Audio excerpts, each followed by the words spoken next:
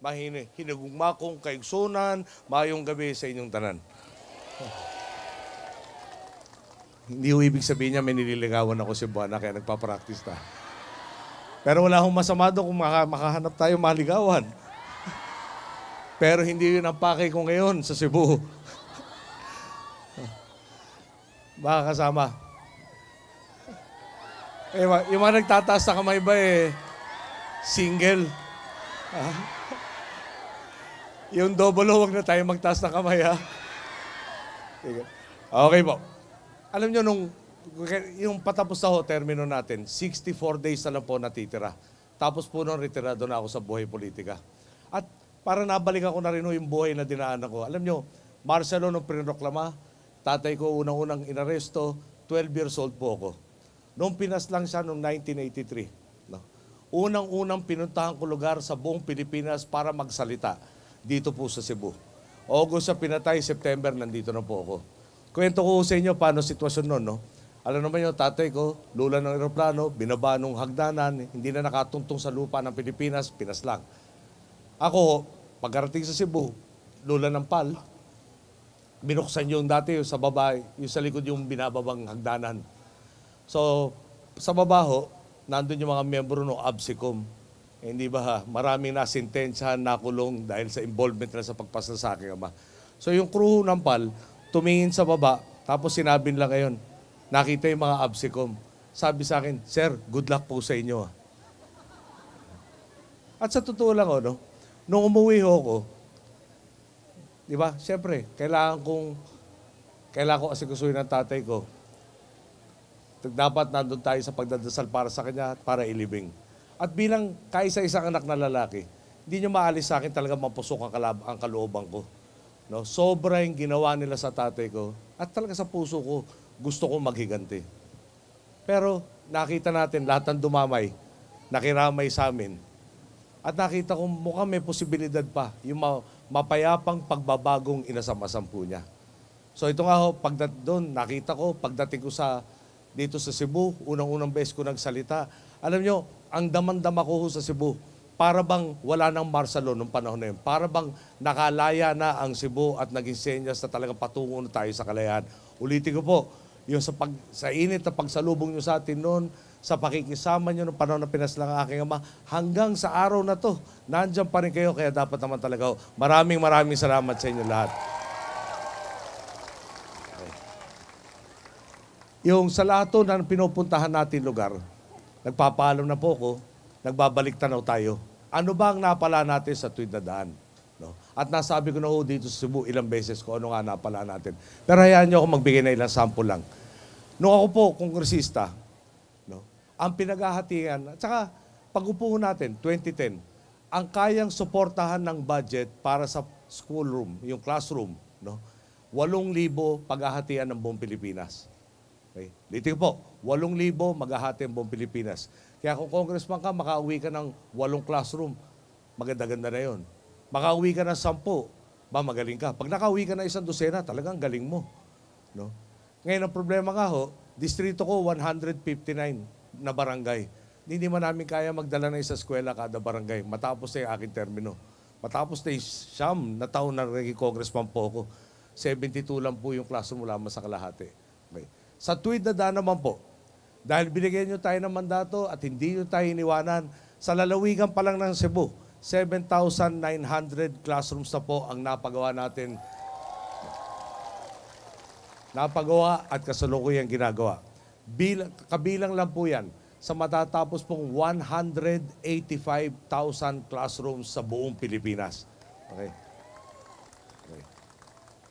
Sa mga karsada Cebu, hindi rin napabayaan. Hayaan lang yung tingnan ko lang itong ating konting notes.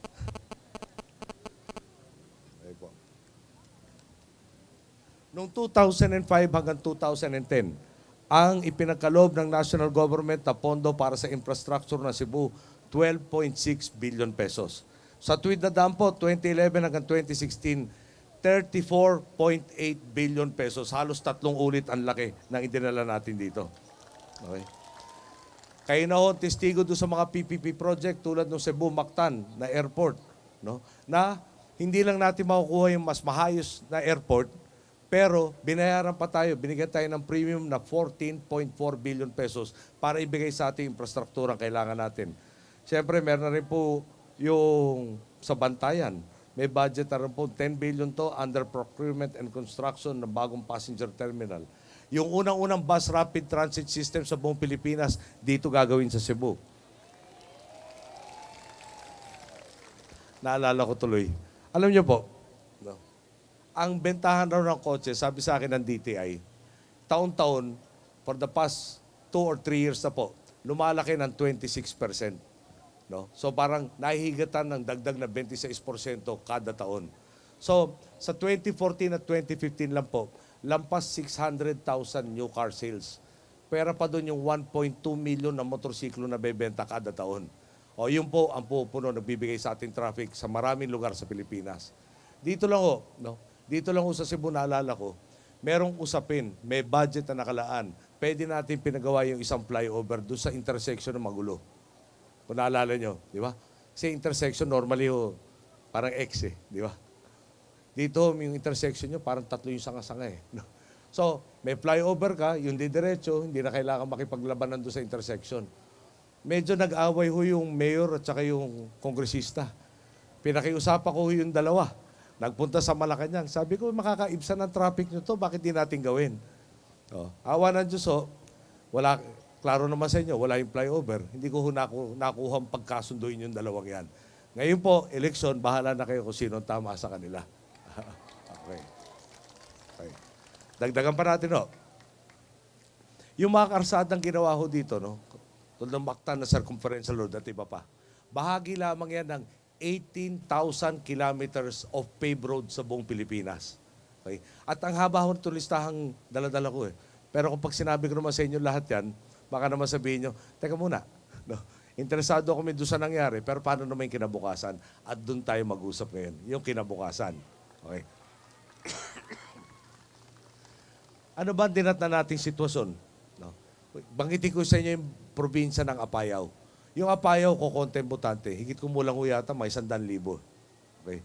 Ngayon, ang problema nun, pag may politiko, naghahanap ng saan ba natin dadalhin ang resources o yung kaban ng bayan. Noong dati na may pidapan legislator, katulad ng senador, saan ba tayo makakakuha ng maraming boto? Dahil konting boto nila, parati sila nakakalimutan. Pag nakakalimutan naman ang bayan tulad ng Apayao, ang probinsya tulad ng Apayao, yung tao doon, wala nakikita asenso sa buhay.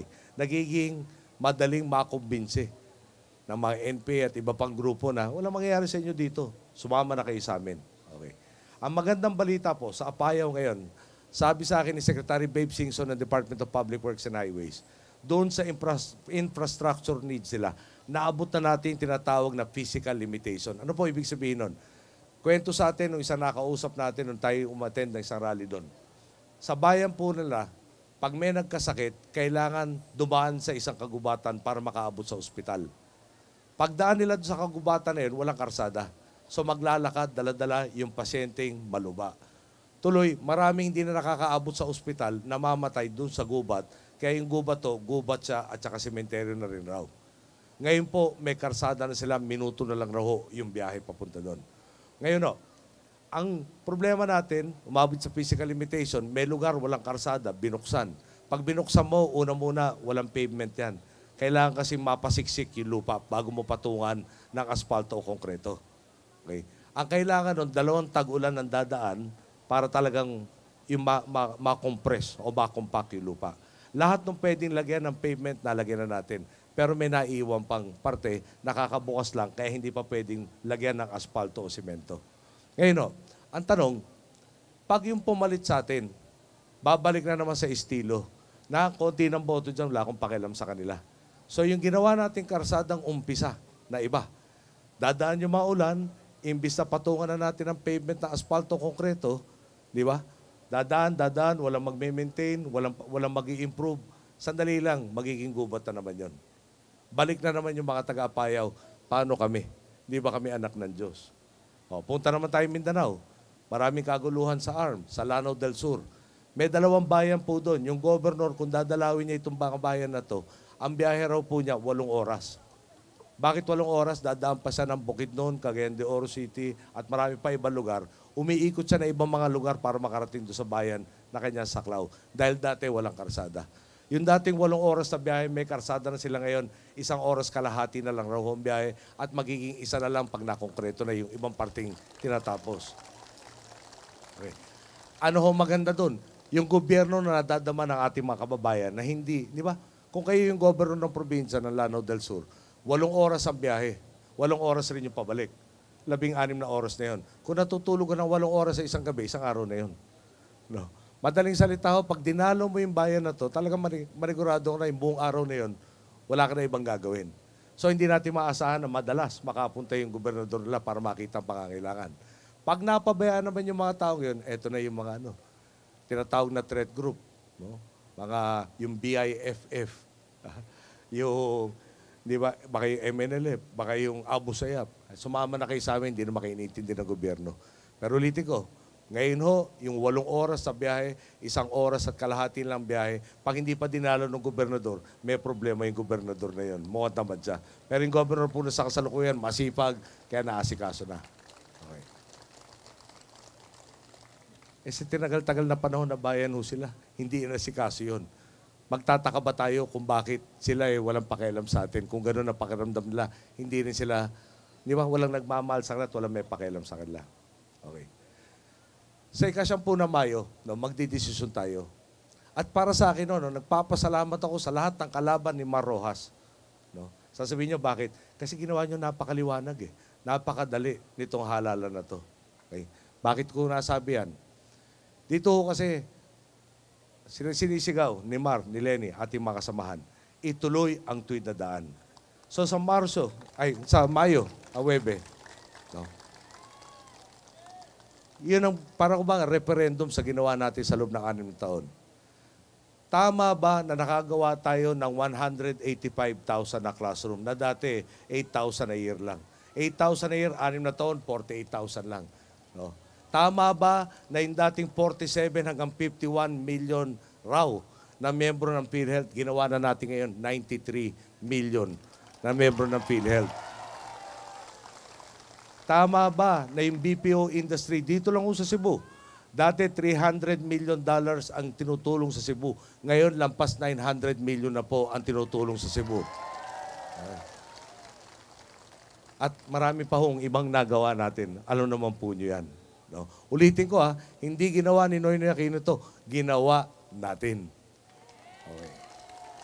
Ngayon bakit ako nagpapasalamat sa kalaban? Di ba? Yung mga iba nangangako ng trabaho. Di ba? Pag ako naupo, milyon-milyon trabaho taon-taon. Si Mar Rojas ginawa na. Bakit ko nasabihan? Balikan natin yung BPO. Kailangan maghanap tayo ng angkop sa Pilipinas. Inumpisahan niya, kamusta ka? Lahat ng pinag-uusapan dito para sa iyo. Ako kasi retiring na siya, papunta pa lang sa kinabukasan niya. Ulit natin, BPO. Nakahanap ni Mar. Mukhang maganda, mukhang angkop tong BPO na to. This year, ang diretsuang empleyado sa BPO industry sa Pilipinas, 1.3 million na katao. Yun po yung milyon na pinag-uusapan. Ang itutulong sa ekonomiya ng Pilipinas, $25 billion. Okay. Yung mga nangangako ng yayayahin lang kung sino-sino, nayaya na ni Mar yung nasa BPO at palaki ng palaki yan. Okay. Ano pa potensyal natin doon? May nakausap po ako, kakaumpisa ko maupo bilang Pangulo nyo. Mga empleyado na higit kumulang yata mga 15,000. No? 10 to 15,000 nung nag-umpisa tayo. So sabi ko sa kanya, nakiusap ako, alam mo, pinaka-importante sa amin maglikha ng trabaho. Tulungan mo naman kami, baka pwedeng gawin mo 30 milyan bago ako maupo, yung bago ako bumaba sa pwesto. Sabi niya, pipilitin po natin. Last time ko po nakausap, itong hinihinga ko ng 30 mil na trabahador, 60,000 na pala empleyado nila. Okay. Pero ang pinakamabigat doon sa sinabi niya sa akin, sa totoo lang nasa Maynila po ito Bigyan niyo ako ng building anywhere on EDSA. Pupunuin ko yan. Yung dati, 30,000, hindi siya sigurado. Ngayon, may 60,000 na siya. Kaya pa niyang pumuno na maski anong bagong building dahil kulang na kulang sila sa espasyo. Okay. So, dagdagan ko pa No? Sabi ng iba dyan, ayusin nila yung peace and order. Si Marho nag-isip ng mga programa ng DILG tsaka ng PNP tulad nung one time, big time. Ano ba yung one time, big time? Parang lotong dating, no? Hindi ho ganun yun. One time, big time, lahat ng hinahanap sa isang lugar na talagang matitinding mga kriminal, mga most wanted. Pag sinubukang arestuhin ng kapulisan, one time, lahat sabay-sabay isa-serve yung search warrant. Ano ba ibig sabihin nun? Wala nang panahon yung iba na matuklas sila, uy, mainit ang pulis natin, magtago tayo. Bago lang mabalitaan na, na hinahunting sila lahat, nandun na yung mahunting sa kanila. Resulta, ang mga lampas 2,000 na po doon sa pinaka most wanted ang arestado, at dahil nawala yung mga mastermind, yung mga galamay hindi na alam kumilos. Kaya ang laki ng binaba sa ating crime rate sa buong bayan. Ginawa na ni Neymar at hindi pinapangako. Okay. Ngayon, no, lahat na nagawa natin, lahat ng nauna sa akin, pwede namang ginawa eh. Yung pagangat na ekonomiya natin na 6.2% on average for every year. Last time natin na nagkaroon ng ganitong klaseng paglaki ng ekonomiya, 1970s po eh. At saka noon medyo may pagkadaya pa yung numero, Marcelo noon eh. Ito ho, ang pinakamalaking growth spurt natin. So, yung pagtugon sa kalsada sa Apayao, yung pagtugon sa kalsada sa Lanao, yung lahat ng pinagagawa natin sa buong Pilipinas, ulitin ko, pwedeng nagawa bago pa tayo. Unang-unang patakaran, wag mo nanakawin yung kaban ng bayan. Tama po ba? Okay. Di pasalamat tayo sa katunggali ni Mar Rojas para maliwanag ang pinagkaiba. Isa ho doon, 2014. 2014, sinabi may makakatiwalayan ka. Nasa 2016 na po tayo. Di ba? 12 days to go na lang, boboto na tayo. At tulad ko siguro, no? Kayo rin, hinihintay niyo yung sagot. Talaga bang nagnakaw ka o hindi? No? Hindi na pwede yung parati lang, politika lang yan. No? Naasampahan na ng kaso. 2 years, pwede niya sagutin sa ating lahat at hindi pa nasasagot hanggang ngayon. Last 12 days to go. Malamang pag naupo yun, pag upo niya, lalo na natin hindi malalaman yung sagot sa tanong natin. Di ba? Okay. Okay, dagdagan ko pa po. Anniversary po ngayon ng EDSA Revolution. 30 years ago, nagkaroon tayo ng EDSA Revolution. Sabi natin, titigil na natin yung pagnanakaw. Titigil na natin yung diktador. Tama ho ba? Kaya ako minsan napapagisip ako, tama kayo mga survey. Kung kailan pa 30th anniversary ng EDSA. Yung dating lumalamang raw na Vice President, ang nagsabing wala silang, handa siyang humingi ng patawad kung alam lang niya kung ano yung dapat hingan niya ng tawad. Yeah? Ibig sabihin nun, wala kaming ginawang mali. At kung wala kaming ginawang mali, di tama yun. At kung tama yan, itutuloy niya. Tama kaya yung survey na nangunguna siya. Okay. Yung isa naman, no? At papasensya na rin yun. No? Pero ako yung tatanong lang.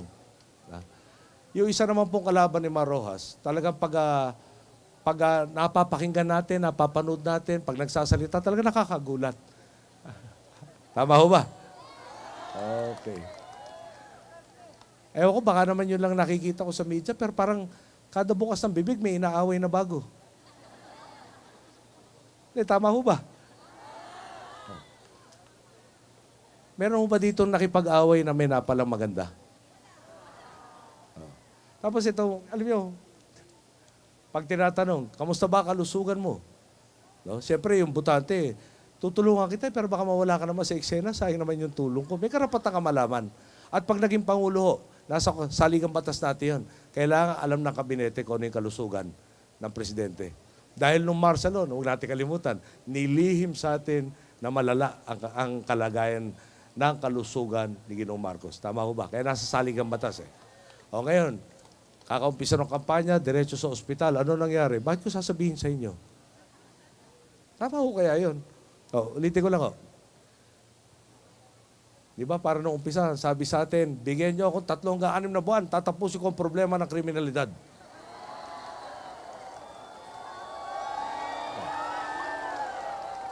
Hindi, nagbago naman nakikinig naman pala. Hindi na 3 hanggang 6 na buwan ngayon. Isosuppress na lang niya. Hindi okay rin yun. Pero, alam nyo, ako po, naniniwala. Di bali sana kung meron kang pinapangako na bago. Sa akin lang kung pag-iisip, ginawa na natin yan eh. Di ba? 1972 hanggang 1986. Ha? Ganon ang sistemang pinairal sa Pilipinas.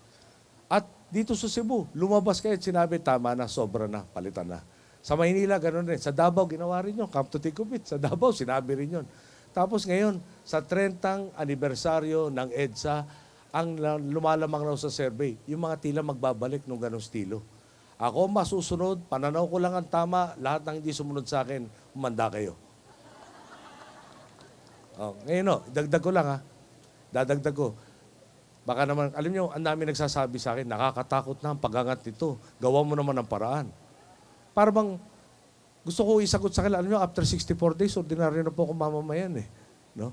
Baka naman, inaasahan niyo ako, pag talaga nakalusot to, ng abuso to, mangunguna na naman ako sa laban.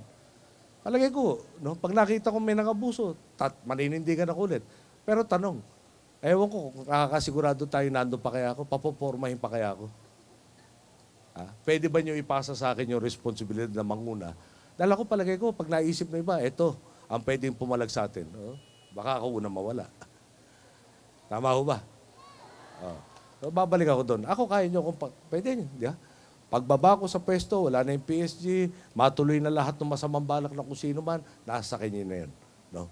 Pero, kaya ba niyong talunin kami? Ako paniwala ko, hindi. Sabi sa akin, sumandal ako sa inyo. Turo ng magulang ko. Taong bayan ang talagang pinakamatatag na dapat sandalan. Okay. Baka may nagpaplano na sa akin, sige, baka magtagumpay kayo. Okay na rin sa akin yun. Palagay ko naman, meron na akong naitulong para mapaganda ang tilipunan. No? Pero hindi ko matatanggap. No? Nakakayanin ng buong Pilipinas. Ayan, kung sino man nag-iisip nun, hibang kayo, nagkakamali kayo. At pag ginalit nyo ang taong bayan, mararamdaman nyo kung ano yung puwersa ng taong bayan. So kanina nga ako yung batang binati ko dito. No? Thank you rin po.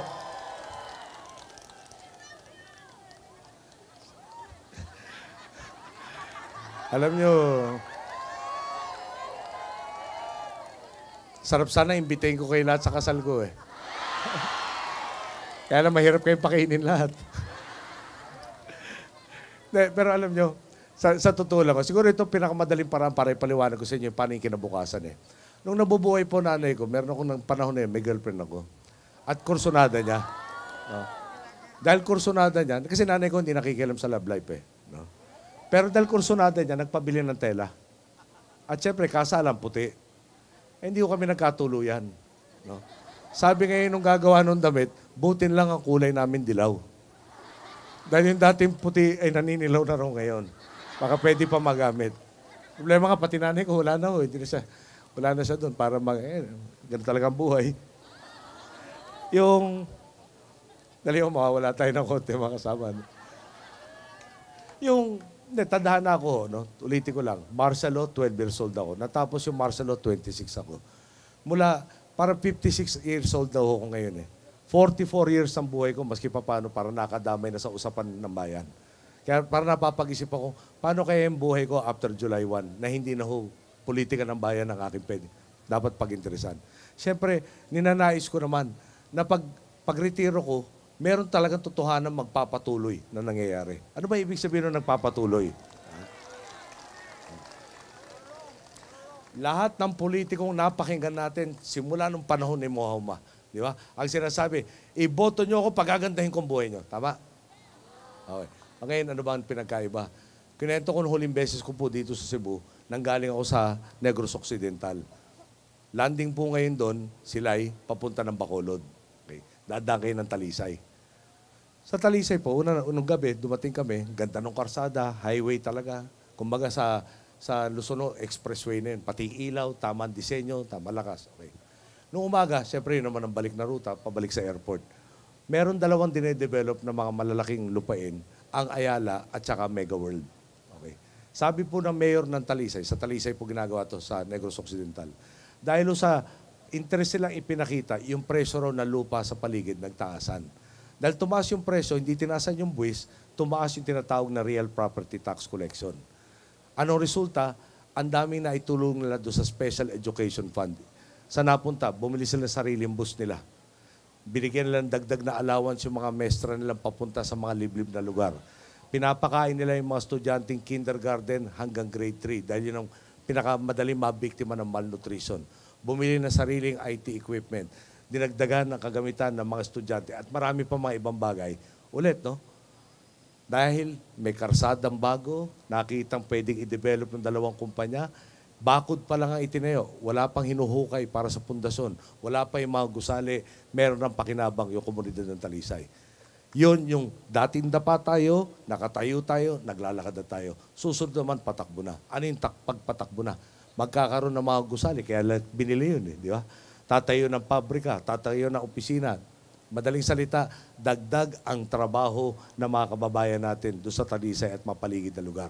Na dati, walang pag-asa, ngayon po, meron ng pag-asa. Gobyerno naman, di ba, tumulong na ihanda na mabigyan ng kakayahan lahat, no, ng mga may gustong pagsamantalahan itong oportunidad ito. Okay? Hindi tayo nagtayo ng classroom para meron lang mapakita monumento may classroom. Hindi ho.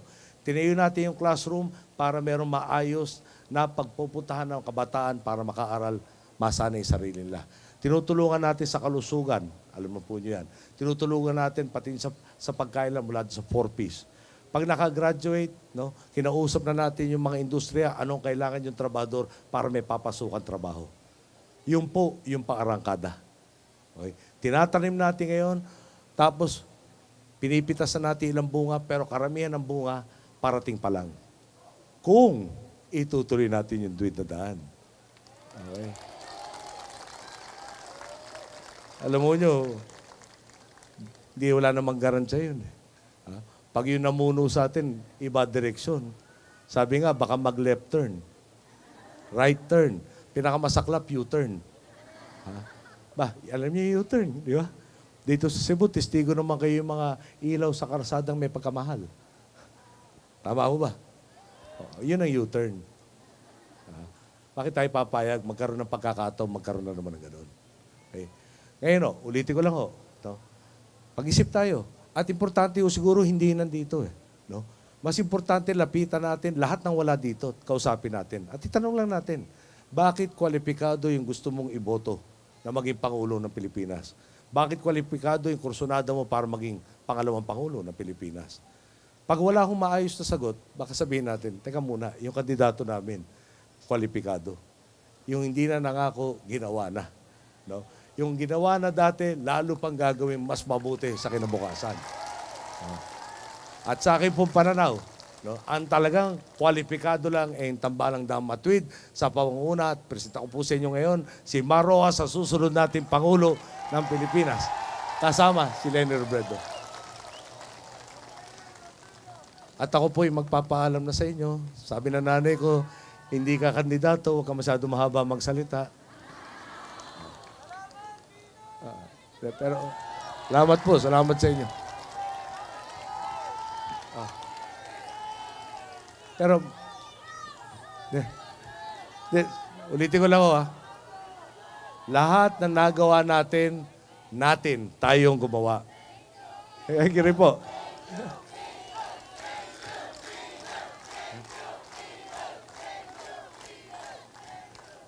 Kasyam na Mayo, isa lang ang boto ko. Kailangan kong tulong nyo. Okay. Kaya, eto na po, ang susunod natin Pangulo ng Republika ng Pilipinas, Mar Roxas.